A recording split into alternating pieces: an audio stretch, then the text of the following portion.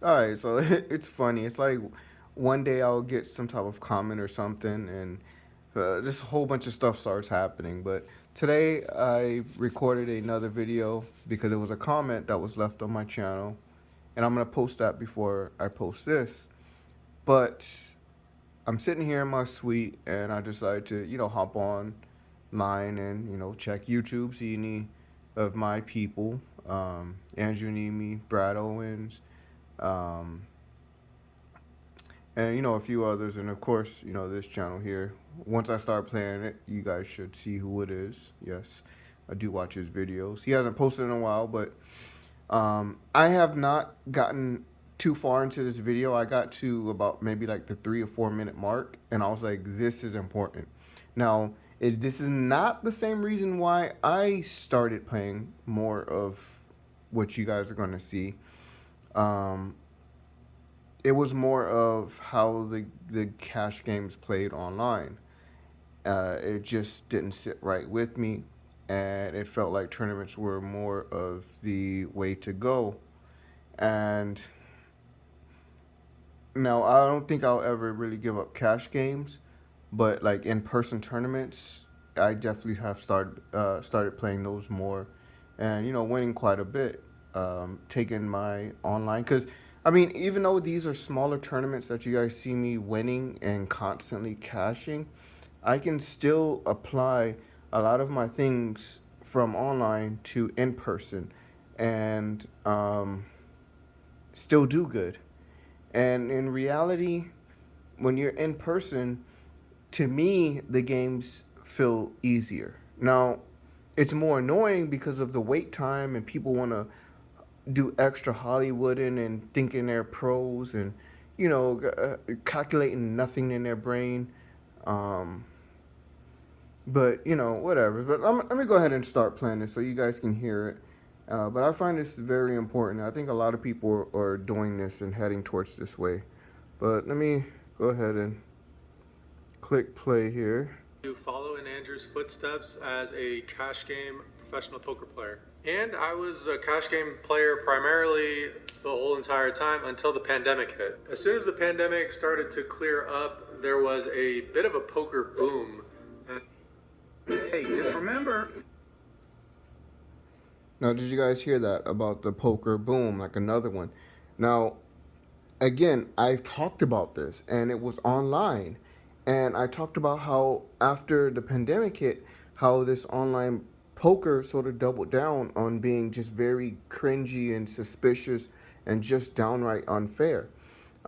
They seen it coming. They start taking in more players, taking more money, and engaging in more cheating. Um, and I've talked about this way, in the past, way in 2021 and 2020. I mean, yeah, 2020.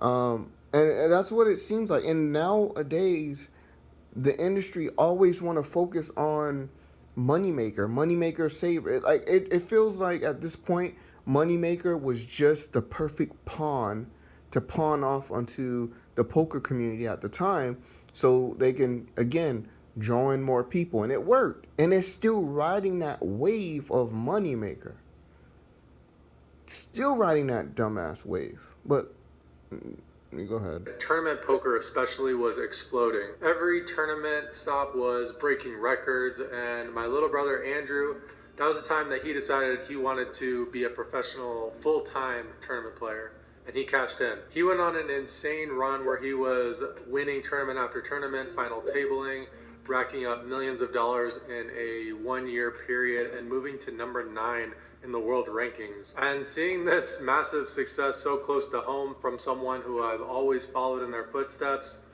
it just made me think that I should also switch to tournament poker. I mean, when you think about it, everything that my brother's done in poker and cash games, I was able to replicate just a few years after him, so it only made logical sense in my mind. And honestly, the switch was paying off. I won $150,000 plus in that first year of playing tournaments full time.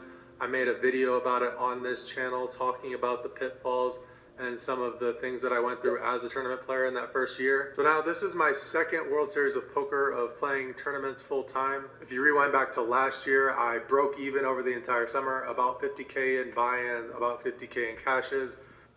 So I stopped a little bit before this. I haven't even seen past this, but I just thought it was important because again, it's just like it's the same thing I did, but not. It's not for the exact same reasons, but I switched more, especially when it came to online, to just doing really tournaments because of how the games were playing.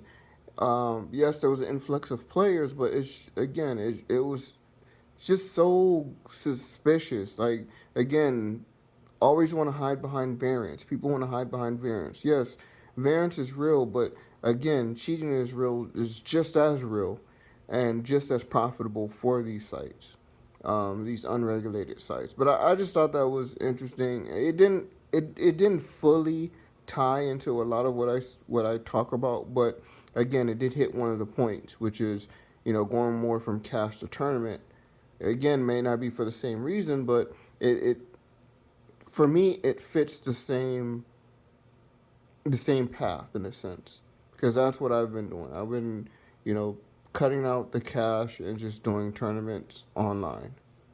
And as you guys can see, I mean, I have not recorded or documented all of the tournaments, but a lot of the tournaments I have. Well, not I can't even say a lot of them, just a small percentage of them.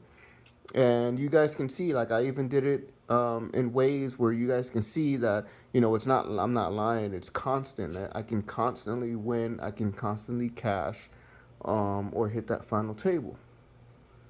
So I just wanted to play that. I thought it was important. Um,